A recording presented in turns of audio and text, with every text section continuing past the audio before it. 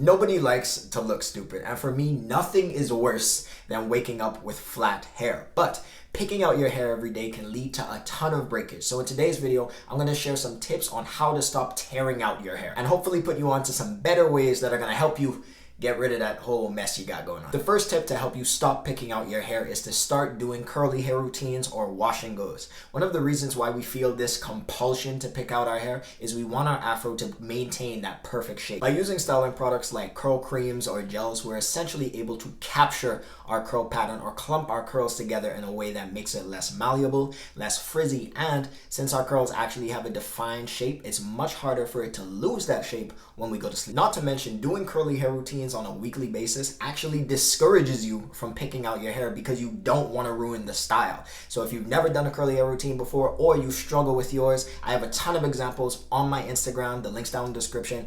Go and check it out, and hopefully you might unlock a new superpower, a new style. The next tip to help you stop picking out your hair is to shake your hair in the morning instead of combing it out. For a lot of us, mornings are a pain because your hair is flat, it's crunchy, it's stiff, and you generally just look like a bowling ball. But before you grab your pick, I challenge you to gently mist your hair with water and give it a little shake. And this tip works especially well if you implemented my last tip by performing a curly hair routine because the products are still in your hair. The water is going to help to reactivate the products that are already in your hair, whereas the shaking is going to help to loosen and separate those curls without you needing to tear straight through them. I use this strategy every single day, and it only seems to get better as your hair gets longer. And if your hair isn't long enough to the point that it shakes, then this next tip will work perfectly for you, and that is to fluff out the roots of your hair. If we think about the reason why using a pick causes so much breakage, is because most people start from the roots and tear straight through to the ends. But you don't have to do that. What you could do is start from the root, give it a light tug, and boom, you already have more volume, but you didn't have to tear straight through your hair and cause so much breakage. One piece of advice I'd give is to try not to go past the halfway point of the hair strand. The point of this is to gently lift the hair off the scalp to give you some more volume without filling the teeth of your comb with a bunch of tiny hairs that should be on your head. Before we continue on to the next tip, if you're enjoying the video so far, make sure to give it a like. I help other guys level up their appearance through hair, skincare, and grooming, so if that sounds interesting, consider hitting that subscribe button. The next tip I have to help you stop picking out your hair is to stretch your hair at night. I'm a firm believer that in a lot of situations, preventing a problem is a lot easier than fixing it. So if you notice that your hair looks flat or almost deformed in the morning, it might be a good idea to keep your hair in a stretched state as you're asleep so it doesn't have that chance to get all matted and tangled up. One way to do this is by using the banding method, and if you don't know what that is, it's simply a technique where you use a bunch of satin scrunchies, you wrap them around different sections of your hair, and the tension keeps your hair in an elongated state,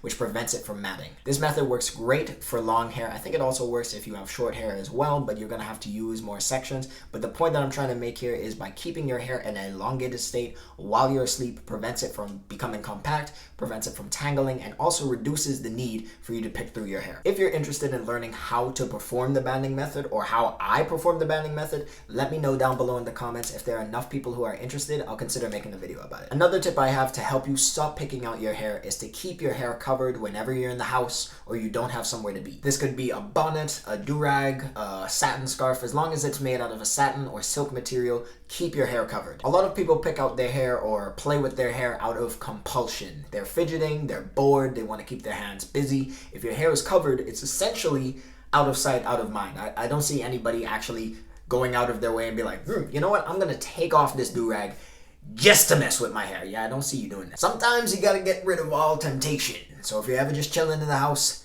throw a bonnet on, and hopefully, you'll feel less compelled to mess with your hair. Now at this point in the video, you are already better off than 90% of guys, but you can get even further. In fact, I actually have a 2-part series that goes over the entire topic of hair porosity, from what it is to how to figure out yours. I even give you an 18-page PDF that shows you what products to get for high porosity hair versus low porosity hair. All of that is available in my online course, Escaping the Awkward Stage. So if you want access to that exclusive content, click the link down below in the description. Another tip I have to help you stop picking out your hair is to use low manipulation styles. A low manipulation style is any style that doesn't require a lot of maintenance, or it reduces the need for you to manipulate your hair. Some examples are high puffs, man buns, ponytails, stuff like that. The benefit of using styles like this is typically it reduces the overall volume of your afro, so you have less surface area that you have to micromanage throughout every second of the day. So if you're trying to kick the habit of picking out your hair every day,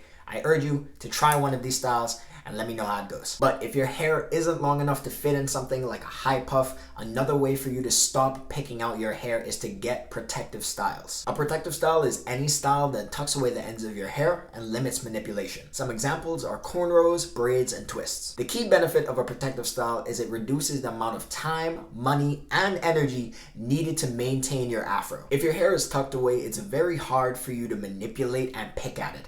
I would even go as far to say it's impossible, but some of you surprise me every day. In fact, there was this one phase in my hair journey where I would literally spam protective styles every month. At the beginning of the month, I get a protective style, keep it in my hair for like 3 to 4 weeks, take it out, leave my hair out for like a week, and then I'd start the whole process over again. I'm not saying that you have to do that, but let's be honest, natural hair is not for the weak, so why not give yourself that break from time to time? Another tip to help you stop picking out your hair is a little bit of a mindset one, and that is sometimes you got to look stupid. A lot of people are so attached to this idea of how good they're gonna feel or how good they're gonna look once their hair gets long. And I honestly think this is how I started. I thought that long hair was gonna fix my self-esteem. So when I hit that point where my self-esteem was challenged, when I wasn't looking the way that I wanted to, that's when I started to feel like, okay, I don't like this. I want to look good. I want to feel good about myself. And that's the thought that encourages people to quit. You've got to understand that on this hair journey or any journey in general, whether it's a gym transformation, there are going to be times, there are going to be seasons in which you don't look your best, and you have to be okay with that. There's a reason it's called the awkward stage. There's a reason why so many people quit